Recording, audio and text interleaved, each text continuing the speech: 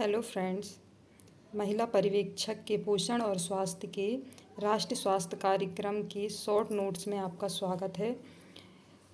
तो हमने लगभग आधा जो कोर्स है वो कंप्लीट कर चुका है शॉर्ट नोट्सों के मामले में। अब लगभग आधा कोर्स बचा है। तो चलो ज़्यादा बात ना करते हुए वीडियो को आगे बढ़ाते हैं। और प्लीज़ आपको अगर इसके और भी वीडियो चाहिए तो उसके लिए आपको वीडियो को लाइक, कमेंट और सब्सक्राइब ज़रूर कीजिए, जिससे मुझे मोटिवेशन मिल सके और मैं ऐसे ही आगे वीडियो बनाती रहूं। तो चलिए आगे बढ़ते हैं नेक्स्ट कार्यक्रम के बारे में। अगला है राष्ट्रीय टीबी नियंत्रण कार्यक्रम। राष्ट्रीय टीबी नियंत्रण कार्यक्रम शुरुआत कब हुई थी इसकी? वर्ष 1962 में इसका प्रारंभ हुआ और 1992 में इसमें संशोधन किया गया। विश्व बैंक की सहायता से क्रियान्वित किया जा रहा है। इसके अंतर्गत डॉट्स का वितरण किया जा रहा है ना। यह है टीबी नियंत्रण कार्यक्रम। फिर आता है सांस अभियान। सांस अभियान की शुरुआत 5 फरवरी 2021 से मिटो हॉल भोपाल में सुबह 10 बजे से इसको शुरू किया गया था। देश में निमोनिया के कारण होने वाली बाल मृत्यु को कम करना इसका उद्देश्य था। और बच्चों में वर्ष 2025 तक निमोनिया से होने वाली मौतों को 3 प्रति 100 जीवित बच्चों से कम करना है ना। ठीक है। फिर इसका जो सांस प्रोग्राम है उसका फुल फॉर्म है social awareness and action plan to nutrition pneumonia successfully. इधर निमोनिया सक्सेसफुली और लिख लेना। फिर आती है बारी राष्ट्रीय आयुष मिशन की। राष्ट्रीय आयुष मिशन इसकी शुरुआत सितंबर 2014 में हुई। उद्देश्य क्या है? विशेष रूप से पिछड़े एवं दूर दराज के क्षेत्रों में स्वास्थ्य सेवाओं के बीच की खाई को कम करना।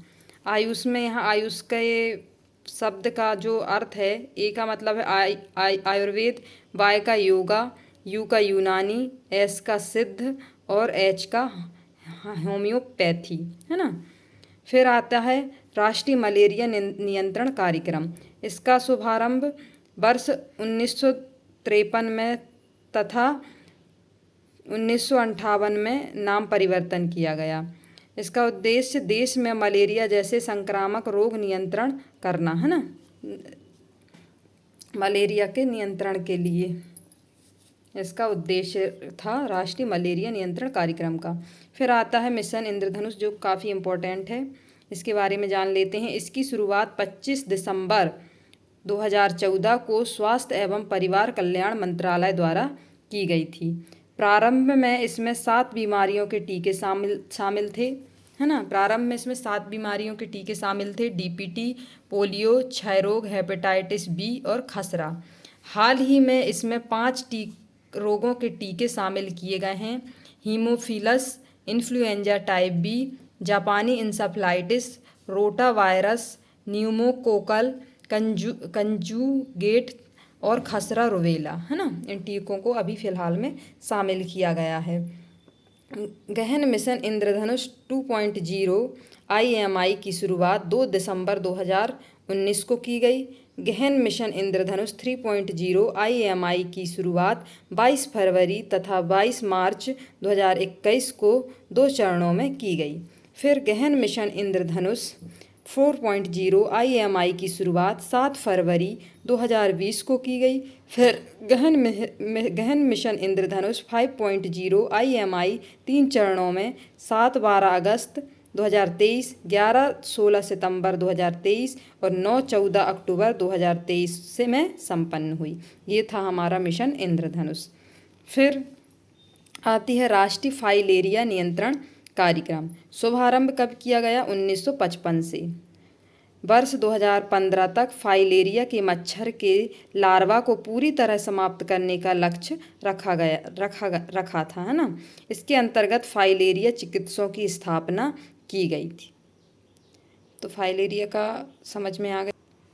फिर आता है राष्ट्रीय कालाजार उन्मूलन कार्यक्रम। इसकी शुरुआत 1990 से 91 में हुई। इसका उद्देश्य कालाजार के उन्मूलन के लिए 2010 का लक्ष्य निर्धारित किया गया। इस योजना के अंतर्गत कालाजार के निवारण के लिए इम्प्रोटेरेसिन नामक औषधि का उत्पादन किया गया, है ना। और फिर आता है राष्ट्रीय एड्स नियंत्रण कार्यक्रम। इसका शुभारंभ 1992 से है। उद्देश्य था देश में एड्स रोकथाम, देखभाल, सहायता एवं उपचार करना। विश्व बैंक की सहायता से स्वास्थ्य एवं परिवार कल्याण मंत्रालय द्वारा यह योजना क्रियान्वित की जा रही है। ठीक है। फिर आता है जापानी इंसेफेलाइटिस प्रतिरक्षण कार्यक्रम। शुरुआत 2006 से है। जापानी इंसेफेलाइटिस रोग के विषाणुओं का नियंत्रण करना, यह एक टीकाकरण कार्यक्रम है। जापानी इंसेफेलाइटिस। राष्ट्रीय मानसिक स्वास्थ्य कार्यक्रम। शुभारंभ 1982 से। मानसिक रोगियों के स्वास्थ्य की देखभाल करना। फिर आता है राष्ट्रीय कुष्ठ रोग उन्मूलन कार्यक्रम। शुभारंभ 1954 से 55। भारत में कुष्ठ रोग की समस्या को समाप्त करना। फिर आता है लालिमा अभियान। लालिमा अभियान क्या होता है? इसका शुभारंभ 1 नवंबर 2016 से हुआ।